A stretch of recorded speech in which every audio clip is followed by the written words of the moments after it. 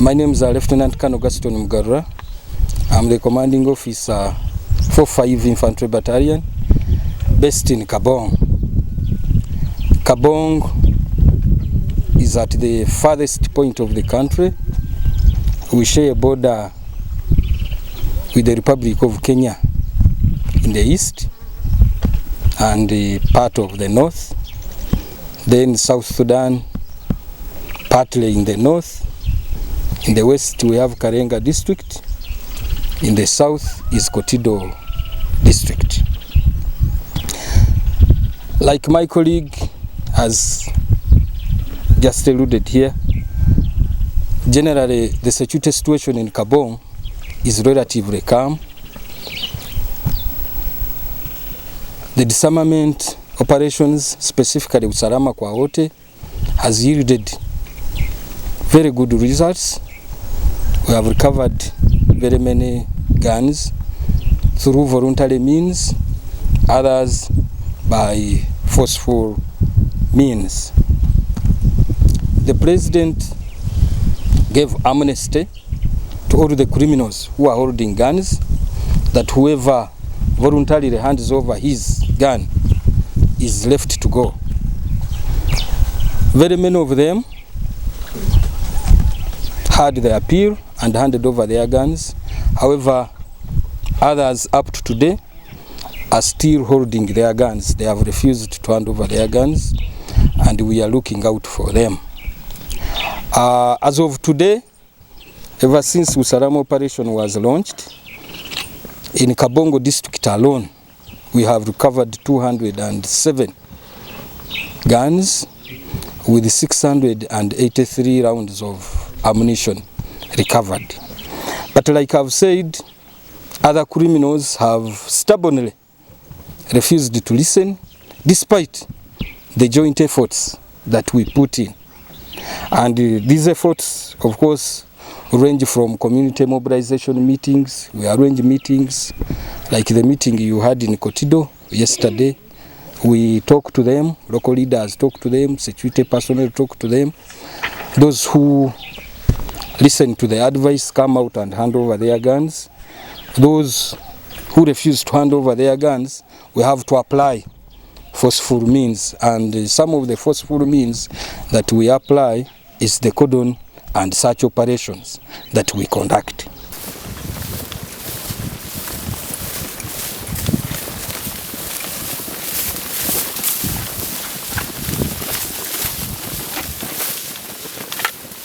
Tumekuja kufanya kazi ya government ambao imetuleta pande hii. Panda za kitie etishingolo keonte za pukana kitia nege. Tumesikia kwamba hapa kuna adui ambao anajificha ndani, alafu usiku anaenda naiba mnyama ya watu. Era tadha ba ko yakadhi nto lue roko nege, lue rangi moyo kan lue onyote ngabarna nto. Na ya haki ni kwamba usiku ya leo watu hao wamelala hapa. Wako 6 in number. Kana kire yakadhi nto lugunege panda za nyunikechi. Kwa hivyo tunaomba mfanye kazi na sisi, ile kazi ya kwetu kuwe rahisi. Ka kile peta na itiata itichilogo hape tokare itichilogo kitia kini ajo. Tuchumalize kazi za kwetu, tutarudi huko, tunawaachia mnafanya kazi za kwenyu kawaida. Kana boker ka ina itichilogo ile peta ba ka kidada da hape tokare kia kini data ya kadilo itichido ku. Jambo la kuzingatia, hakuna mtu mwenye anaruhusiwa kukimbia ama kutoka nje. Uchikimbie jase mezingira tayari wanaenda kupiga. Akro unapolo kono nyebete tungana nteme loria logo. Ka itungana ninemi gumiot atwantandang. Kwa hivyo naomba chairman atoka nje akuja tufungulie mlango ili tuone namna ya kufanya kazi za kwetu. Ile peta na hii. Yakati kapolo. Habari asubuhi. Balai chairman. Tameti. Sisi tumekuja hapa tuko jeshi ya government. Panta dhani gera kadhangi digara lukabukan. Tumesikia kwamba usiku ya leo adui 6 wamelala hapa. Rarta dha information abako yakale dhengi ule roho. Teritone genkan kape. Wantu wanaiba minyama ya wantu usiku na sera. Alafu baadaye wanakuja wanajeficha hapa kwako. Kang tuanga kape ngulu abako yakale nege. Rangu ule onyote ngebarnang tungakai rumto ngatomena ngare. Tunaomba tufanye na wewe utusaidie kama uona jua au utuelezee ile kazi ya kwete kwa rais. Ekile peta ba ya tamara niki yeni yang tongulu ikile makiza to kere tanyu ne tongolo ko ne rekichai mula ere na wai dadi to kere ti store to kejo. Haye ni ongeze. Haya kwa hivyo wewe ita watu yako. Now, cordon and search operation, of course, purposely, its major purpose is to arrest wanted persons, capture documents, recover guns or ammunition. And most of these operations, they are guided by intelligence. Usalama operation is an intelligence-led operation. In whatever operation that we conduct, we have intelligence at the forefront.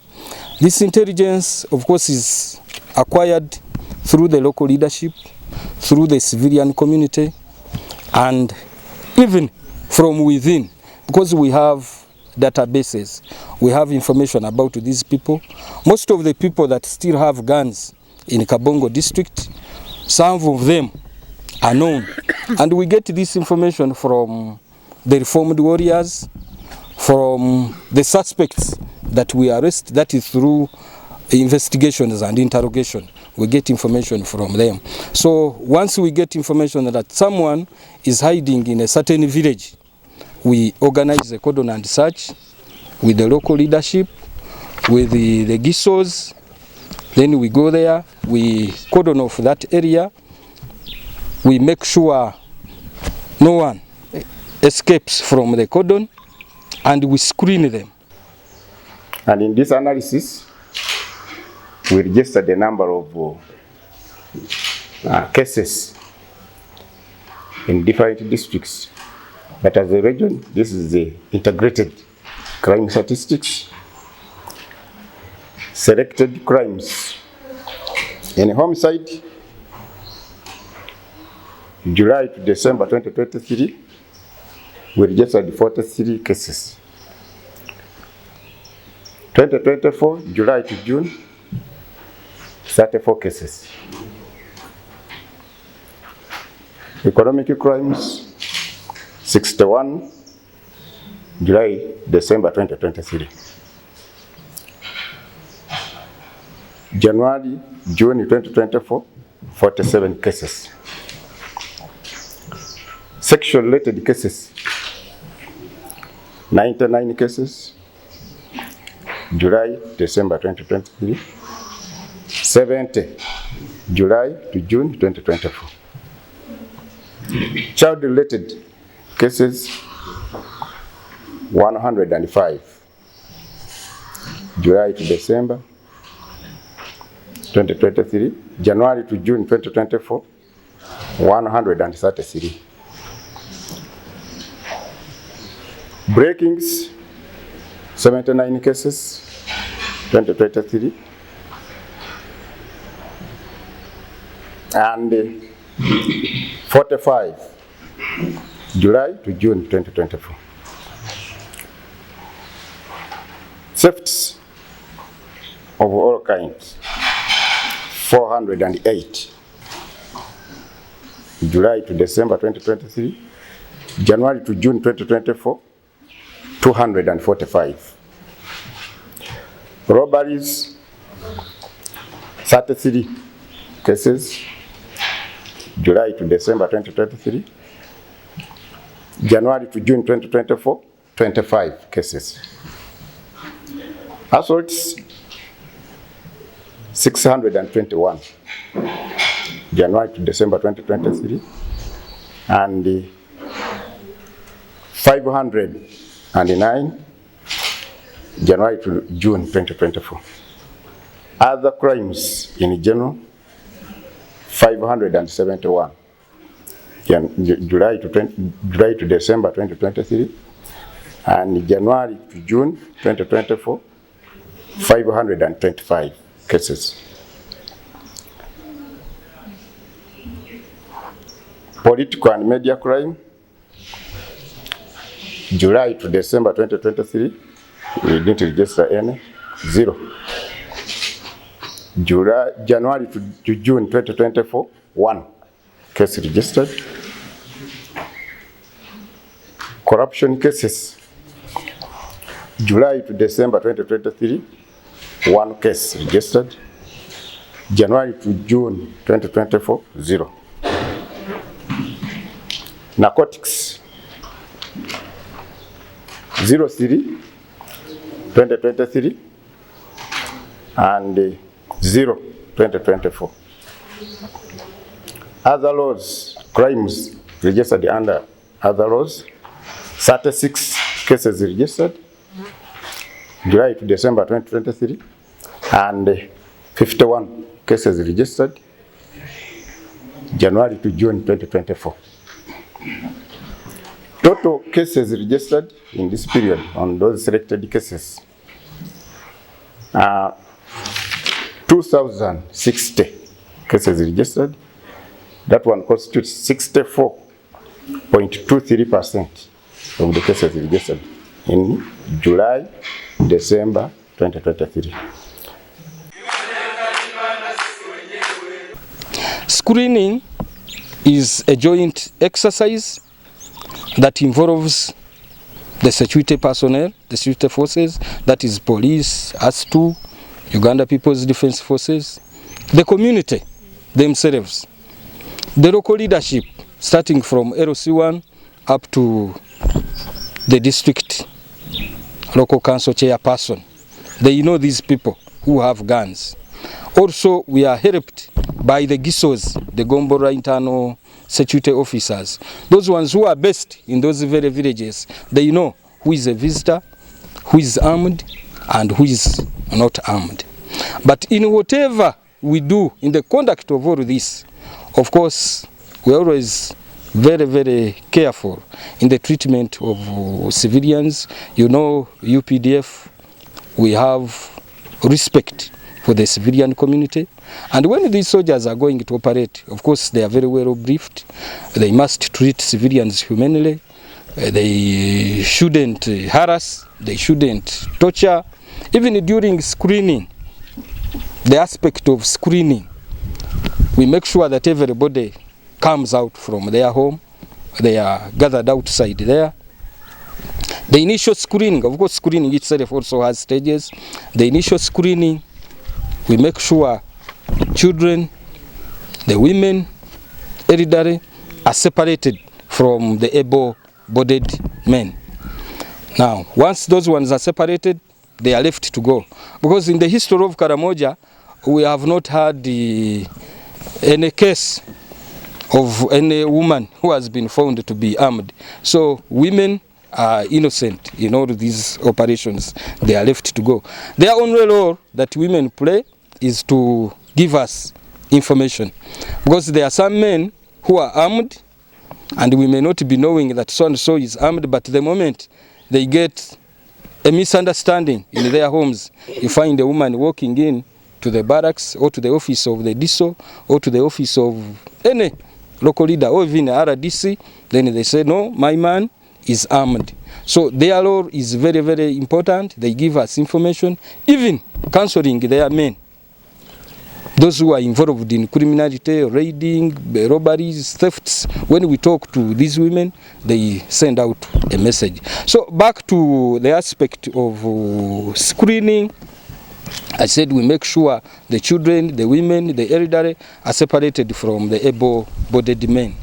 Now, even when we go to the able-bodied men that we suspect to be involved in criminality, we follow up the information that led us to the conduct of that operation, cordon and search.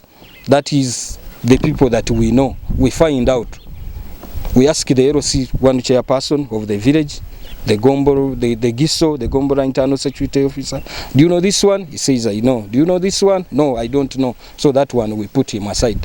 Now, those ones that we pick out we bring them to the battalion headquarters and we subject them to thorough investigations and interrogation.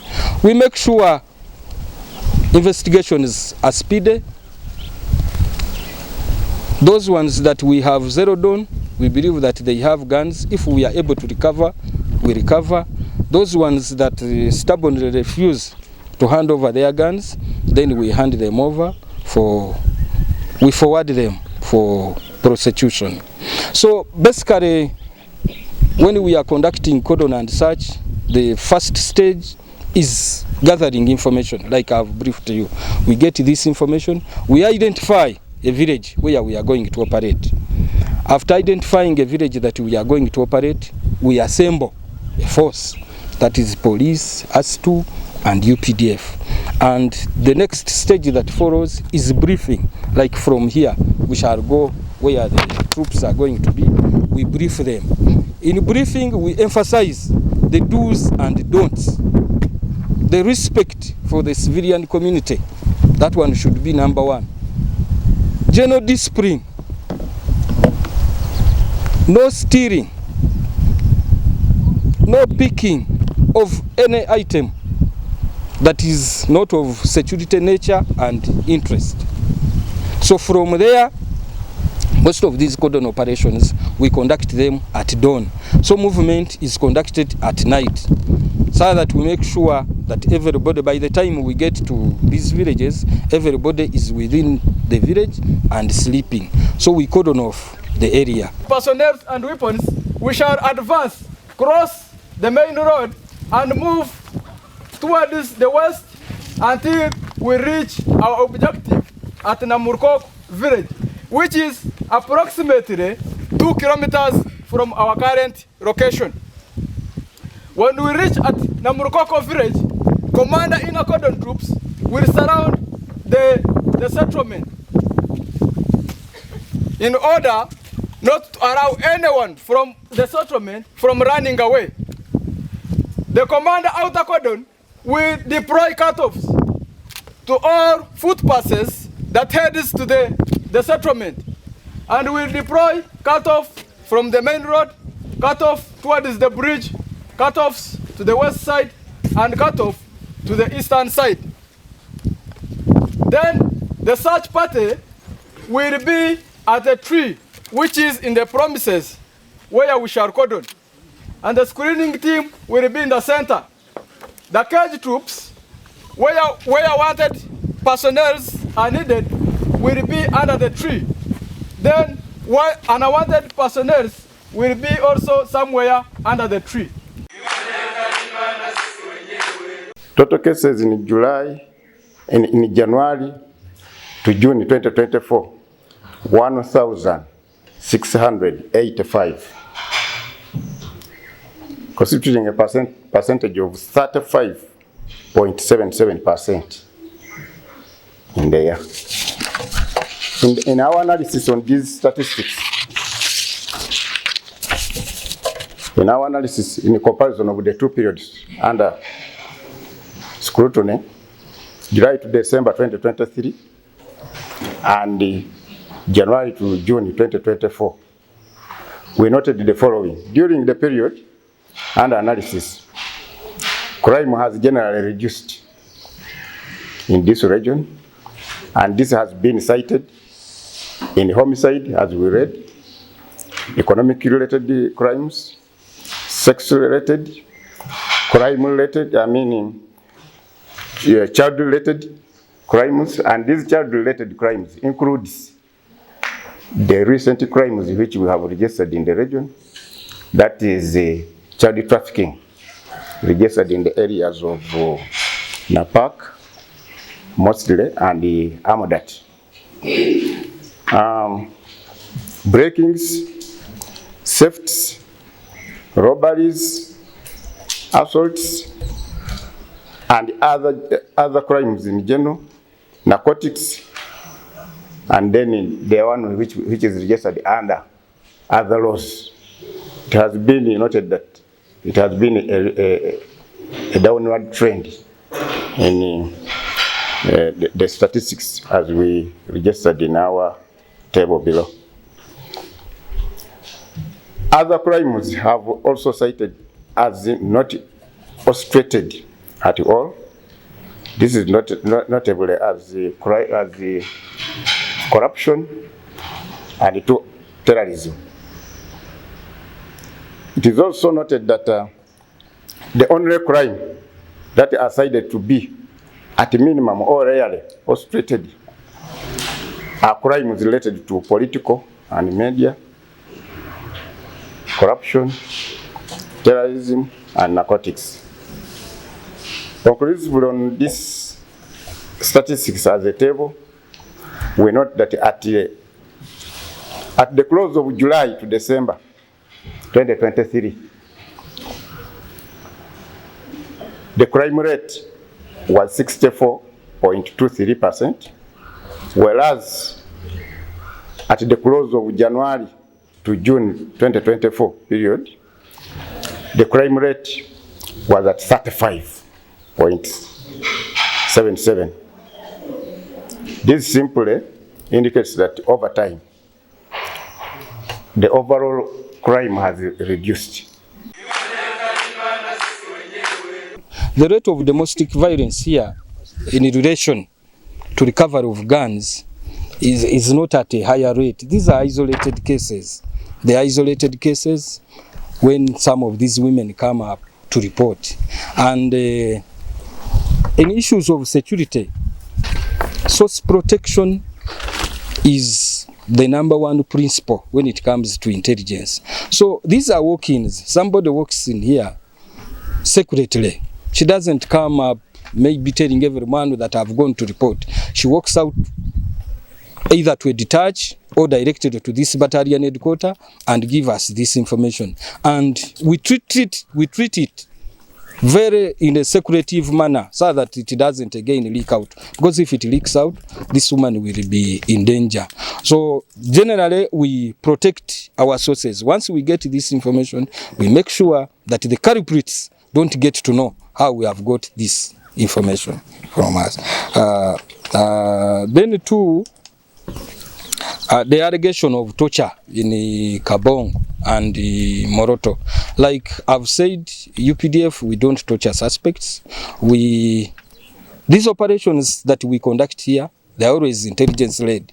By the time we go out to arrest someone, that means we have enough information about him, and it's very hard for him to deny. So in most of these cases, that's why we have even managed to recover all of these guns, 200. The moment we zero on someone and we go out to pick someone, we already have a lot of information. There are people, we already have suspects here who give us information that Mr. So-and-so is armed. So the moment we bring him here, the other person is able to tell him that you are armed with this type of gun. So we are able to recover. We have not had cases of maybe forcing people to reveal information which may be turned into torture or harassment. The moment we pick out, some of these guns come out very, very easily. The issue of the question that my colleague asked about Kenya, that is a very big challenge. It's one of the challenges that we have here. We have ungoverned spaces here, and that's the biggest problem in Kabongo here and Karamoja in general. Kenya here, part of Kenya, especially where the Turkanas are, and the South Sudan, where the Toposas live, there are very many guns. So it's very easy for someone from Kabongo to walk out there and buy a gun and get ammunition. So that's one of the major challenges that we are getting in Kabongo here. We disarm today, the next day somebody goes and acquires another gun. So that's a very big challenge. Probably we have addressed this to government. Probably at a national level, they will try to engage at governments in South Sudan and Kenya, such that something is done. Probably the operations, the disarmament operations that are being conducted here can as well be conducted the other side, so that we are also safe. Now, these other elements, searching, screening, those ones are done in the morning. That's when we screen, and those ones that we have zeroed on, we bring them to the battalion headquarters and we subject them for further investigations and interrogation to specifically pick out people of security interest or equipment. You are now a witness. Your van drove into Karamoja in the night without escort. That's testimony of the transformation in terms of the security of Karamoja. Number two, you are seeing the developments taking place across the country, across this region. Tarmac roads, first-class maram roads, electricity you have seen for yourselves. When I was here, there was no electricity. When I was here, water was an issue. Water is running in the taps. So Karamoja is on the rise. If the man who said we shall not wait for Karamoja to develop came around today, he would be embarrassed, I'm very sure. So for me, I'm very proud of the work of the 3rd Division under the leadership of Major General Don Nabasa. They have done a tremendous job. Together with the previous commanders, we have built a stable Karamoja that everybody is priding in. You have just witnessed 2 guns are being handed in by Karachunas.